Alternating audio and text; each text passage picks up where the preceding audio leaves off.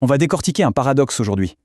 Et si la plus grande faille d'un système se cachait justement dans la manière dont il gère ses exceptions?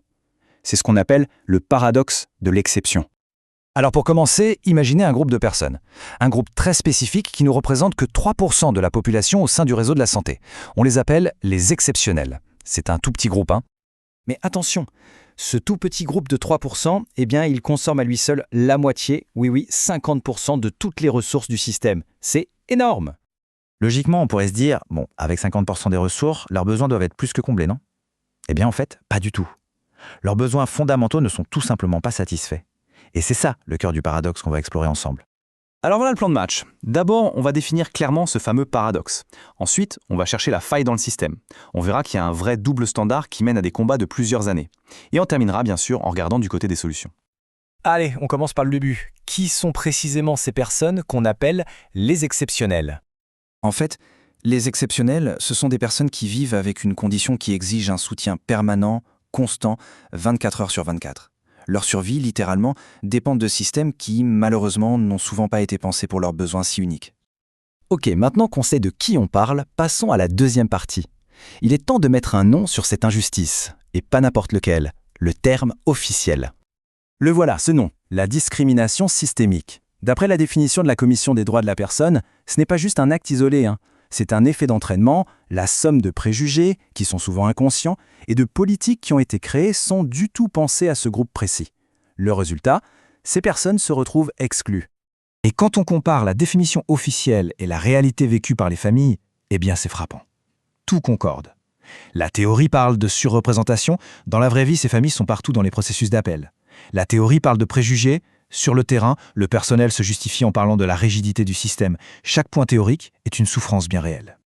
Mais alors, d'où vient cette faille? Comment on en est arrivé là? La réponse se trouve dans un endroit assez inattendu, la façon même dont les politiques de l'État sont conçues. C'est là qu'on découvre un incroyable double standard. Regardez bien ce tableau parce que tout est là. D'un côté, pour créer des lois, le processus est super rigoureux, vérifié par des juristes, des éthiciens. Le but, c'est de ne discriminer personne.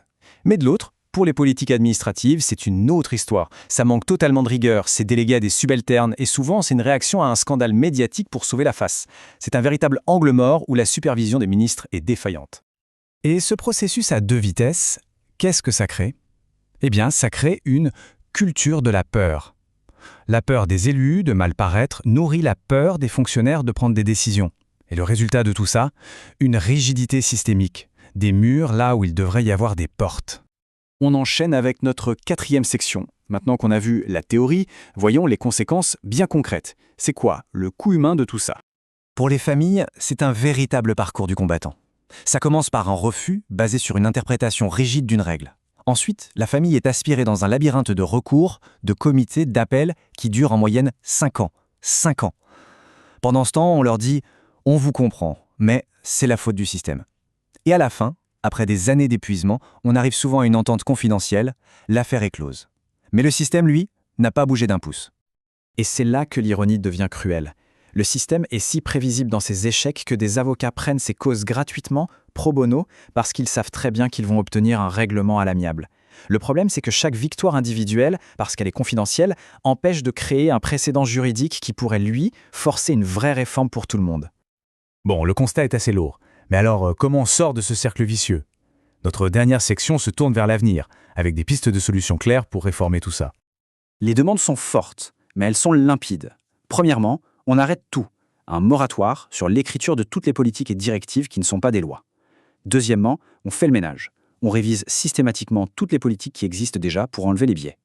Et troisièmement, l'union fait la force. On crée une grande coalition pour pousser ces réformes.